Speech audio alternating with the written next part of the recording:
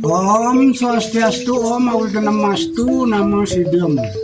Om Anu Badrah Kertawoyantu Wiswata. Semoga pikiran yang baik datang dari semua arah. Penonton YouTube dimanapun berada, salam sejahtera. Semoga semuanya berbahagia. Rahayu, rahayu, rahayu. Puji syukur saya panjatkan kepada Tuhan dan para leluhur yang sudah sunyata. Berkat anugerahnya kami bisa membacakan lelintehan babad dan yang Bang Manek Angkaran yang sekarang video ke-14. Silahkan tonton kelanjutannya yang semakin menarik jalan cerita sejarah babad dan yang Bang Manek Angkaran dan bisamo-bisamo dari Betara Kawetan. Selamat menonton. I Gusti Kubayan Sakti. Sekarang kembali diceritakan I Gusti Kubayan Sakti, putra kedua dari Ide, I Gusti Anglurah Sedemen Gunung Agung, atau adik dari Ide I Gusti Anglurah Sedemen Kaler di Made, yang berdiam di Pesraman Ide Betara Dangyang Bang Manek Angkaran di Besakeh. Beliaulah yang melanjutkan pelaksanaan upacara di Kayangan Besakeh, serta menyelesaikan selengkapnya hal-hal yang ada di Besakeh. Beliau mempunyai putra 2 orang yang sulung bernama I Gusti Ngurah Mangku Sidemen, adiknya bernama I Gusti Mangku Kubayan. Kemudian berdua itu melaksanakan Dwi Jati serta diberikan pegangan masing-masing 1 buah, yakni agar mengingatkan pekerjaan ayah-ayah di Pura Besakeh, yang dibagi 2 bagaikan akase dengan pertiwi. Yang satu agar mengingatkan wilayah yang dinamai Luhuring Amal-Amal, memiliki pembantu atau petangan 4 orang, yakni Ki Tinggi, Ki Tincap, Ki Pagah, serta Ki Patuh. Yang satunya lagi mengawasi serta melakukan kebersihan di wilayah yang dinamai Soreng Amal-Amal, memiliki pembantu petangan 3 orang, yakni Ki Dangke, Ki Gaduh, dan Ki Pejengan atau Pejangan. Demikian keadaannya dahulu. Diceritakan kembali Gusti Ngurah Mangku Sedemen berdiam di jero Meragan Besakeh. I Gusti Mangku Kubayan di Delot Sisi. I Gusti Ngurah Mangku Sedemen mempunyai putra 3 orang. Pertama I Gusti Mangku Mumbul, beradik I Gusti Ngurah Badeng pindah ke Payangan Muncan, serta I Gusti Ngurah Wingin pindah ke Babakan Selat. I Gusti Mangku Mumbul berputra 3 orang, I Gusti Wayan Ketab, I Gusti Mangku Gede, serta I Gusti Nyoman Putu. I Gusti Wayan Ketab berputra 3 orang, yang paling tua bernama I Gusti Ayu Windi, kawin ke Babakan. Yang kedua I Gusti Aji Gedab, yang paling kecil I Gusti Aji Besakeh. Nyeboren ke Payangan mempunyai putra seorang, yakni I Gusti Ayu Kaler. I Gusti Mangku Gede memiliki 3 orang putra, I Gusti Made Gejir, I Gusti Nyoman Gunung, I Gusti Ketut Karang. I Gusti Nyoman Putu memiliki putra 3 orang, yang pertama I Gusti Wayan Mandi, I Gusti Made Mande, I Gusti Nyoman Ope.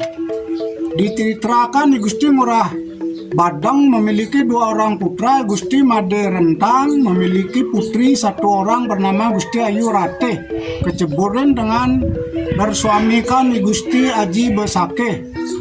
Tidak memiliki keturunan putra. Yang nomor 2 I Gusti Nyoman Sepel memiliki 2 istri, di antaranya seorang selir tidak diupacarai. Istri yang lebih tua melahirkan 3 putra, I Gusti Ude, I Gusti Tengah Ride pindah ke Padang Tunggal, serta Gusti Bukit pindah ke Pangsaan. Istri selir itu memiliki putra 1 orang, I Putu Astre, bertempat tinggal di Payangan Susut.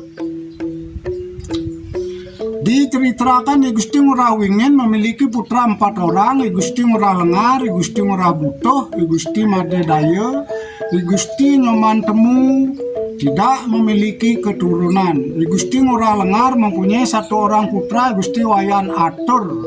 I Gusti Ngurah Butuh memiliki putra, I Gusti Wayan Lipur. I Gusti Made Daya berputra, I Gusti Made Kance, mengambil istri kebesake bernama I Gusti Ayu Windi. I Gusti Mangku Kubayan mempunyai putra 3 orang yang sulung bernama I Gusti Dangin Kebayan, adiknya I Gusti Baledan di Selat, serta yang bungsu I Gusti Putu Kebon. Demikian semua keturunan I Gusti Kubayan Sakti. Ide Toh Jiwa. Mari sekarang bicarakan keberadaan Ide Toh Jiwa atau Ide Sukelueh, adik dari Gusti Penataran, putra dari Dewang Bang Tulus Dewa. Seperti diceritakan di depan, Ide Toh Jiwa kemudian beralih wangsanya menjadi Arya Kesatria, mengikuti kakaknya Ide Bang Penataran yang menjadi I Gusti Ngurah Penataran atau I Gusti Ngurah Kacang Pawos. Karena beliau bernama I Gusti Toh Jiwa, beliau juga menjadi pejabat mendampingi Ide dalam Semara Kepakesan di Gel-Gel. Kemudian ketika Ide dalam wafat, beliau diganti oleh Ide dalam Waturenggong. Ide dalam Waturenggong sudah berusia lanjut, kemudian berpulang ke Swarga Loka. Ada putranya 2 orang masih kanak-kanak, yang sulung bernama Idewo Pemahyun, adiknya bernama Ide Idewo Dimade atau Ide Idewo Anom Sagening. Nama beliau lain. Kemudian Idewo Pemahyun yang menggantikan Ide dalam Waturenggong, namun masih anak-anak, sehingga beliau diasuh oleh paman beliau. Pada saat itu yang menjadi patih andalan Krian Batan Jeruk. Kemudian tibalah masa kekacauan, dunia ini memasuki Kali Yuga. Muncul nafsu angkara murka Krian Batan Jeruk, dimasuki oleh Trimeda, Loba, Moha, Murka, serta berkeinginan untuk menjadi penguasa. Itu sebabnya ia mengadakan huru-hara. Terjadilah perang besar di Gel-Gel, dikenal dengan Pebalik Krian Batan Jeruk atau pemberontakan Krian Batan Jeruk, serta Idewo Anggongan pada saat Kala Naga Aswa Yuga Ning Rat atau tahun Saka 1478 atau tahun Masehi 1556. Idewo Anggongan juga ingin menjadi raja di Bali, dibantu oleh Krian Pandey serta Ki Gusti Toh Jiwa. Pada saat itu Gusti Toh Jiwa membawa pasukan dari Besakeh berjumlah 200 orang. Kemudian membangun tempat perkemahan untuk pasukannya di Bukit Ande Kase.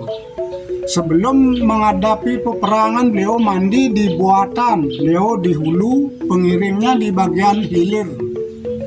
Singkat cerita, perang terjadi dengan serunya. Krian Batan Jeruk dihadang oleh Krian Manginte dari kapal, serta para tanda mantri dalam yang masih setia kepada Ide dalam.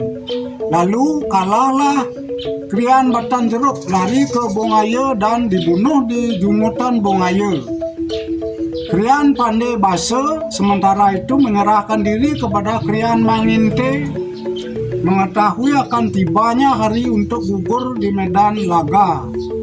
Ide Toh Jiwa sama sekali tidak berkeinginan untuk menyerahkan diri, sebab sudah mengetahui akan tibanya hari untuk gugur di medan laga.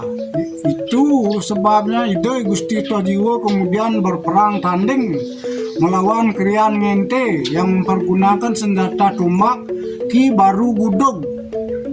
Keduanya saling pengal, saling pukul. Perang tanding itu berlangsung lama. Kenalah lambung Gusti Toh Jiwa oleh senjata Ki Baru Gudug, kemudian hilang tanpa bekas. Ide Gusti Toh Jiwa menakjubkan sekali. Memang beliau Gusti Toh Jiwa seorang perwira sejati. Beliau sudah mengetahui kalau akan meninggalkan dunia panah ini pulang ke swarga loka. Perang tanding melawan Krian Mengente hanya merupakan jalan menyatukan jiwanya dengan Sang Paratma, karena Krian Mengente memiliki Ki Baru Gudug, tombak yang hanya bisa mencabut jiwa beliau. Jadi beliau menunggu waktu pertemuan dirinya dengan senjata tombak yang bernama Ki Baru Gudug yang dibawa oleh Krian Mengente itu. Sama sekali tidak ada keinginan beliau untuk berani melawan ide dalam, hanyalah karena beliau berkeinginan untuk gugur di medan laga dengan jalan bertemu dengan Ki Baru Gudug. Demikian keadaannya dahulu. Itu sebabnya sebelum berperang beliau sudah memberikan petuah kepada rakyatnya agar kembali lagi ke Besakeh bila mana beliau gugur dalam medan perang. Ide Toh Jiwa yang juga dinamai Ide Sukalueh serta kemudian bernama I Gusti Toh Jiwa kemudian bersetanakan di Meru Tumpang 3 di Penataran Agung Besakeh, bergelar Ide Idewo Gusti Ibiang Ide Gusti Toh Jiwa, mengadakan putra laki-laki seorang masing-masing bernama Gusti Dangin dan Gusti Ayu Toh Jiwa atau Gusti Ayu Singarse.